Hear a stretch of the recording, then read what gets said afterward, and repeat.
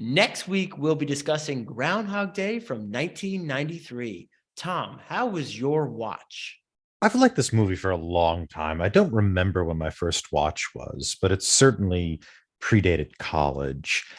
And it's a pretty interesting movie. When I first saw it, I think you indulged the fantasy of what you would do with that time if you were stuck in a time loop that seemed or was close to infinite.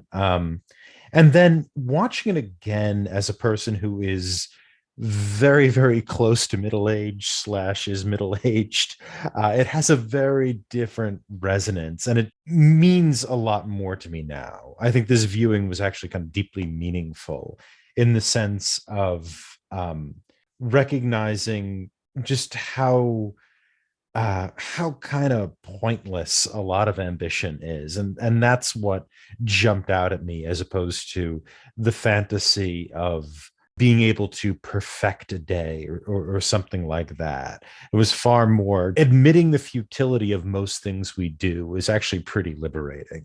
That was my first impression, thousandth impression, whatever you want to call it.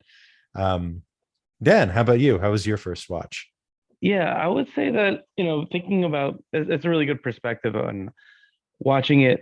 I can't remember the first time I watched it. And I remember just thinking about how fun it would be.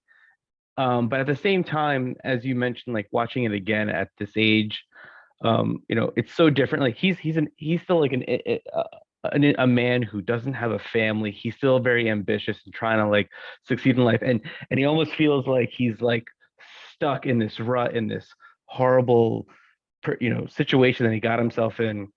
And he's doing like in this town. It's almost like being like in the worst place at the wrong time, and just it's like almost like realizing that he's in purgatory.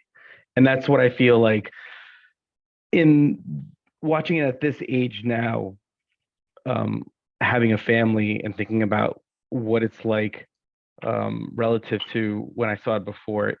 It's so different. But I think that it really kind of shows me that, you know, it's almost like it's almost like I feel it's like all the stages of grief. He's, going through like being perplexed, not realizing what's going on, and then just he's in disbelief, and then he's almost trying to like get out of it, and realizing, well, maybe I can make the most out of this. But then it's all for all the wrong reasons, and it isn't until he does it for the right reasons that he then kind of has like full closure and being able to move on from this wretched stage of his life. Which I think that really, if anything, I'm sure that the moment that I always thought about, like, what is he thinking at the moment that he's finally out of it? He's like, I've grown so much and have learned so much. Maybe this was like the best thing that ever happened to him. And I think that was kind of like something that I realized when I was younger thinking that, but it still came to that same conclusion here when I watched it again. How about you, Nick? This is a movie I've always enjoyed. Just like Tom, I have no idea when the first time I saw it. Maybe it was in college, and I used to have like Comedy Central on all the time and all the cable channels on in the background. I have a feeling it might have been during that period of time, but it may have been before. I really don't know. This is the 30th year anniversary. I was 10 years old when it came out. I have a feeling I Yeah, watched it around that time, or when it yeah. first came out, not in the theaters, but like probably soon after, on TV. VHS, or I was gonna say, yeah, I didn't know if it was TV or Yeah, like HBO or VHS. something. Probably HBO. That's what I always think about. Whenever I watch a good movie, it was usually on Yeah, HBO then. got Right it. after that Fuzz, that classic Fuzz you'd always watch. So one of the things that always jumped out at me about this movie, I enjoy the comedic elements of it. I think it's really nice. Bill Murray's great, the Yeah. banter, everything in every different phase he has.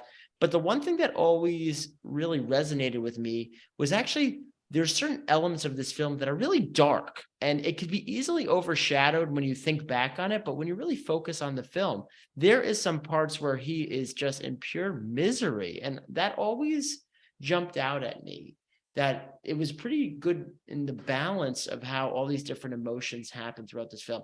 I'm going to hold off there because I know we're going to go into it more next week, but I always thought that was a good way they played with the different stages. I think Dan was talking about that a little bit too. So hold tight till next week. We'll dig a little deeper.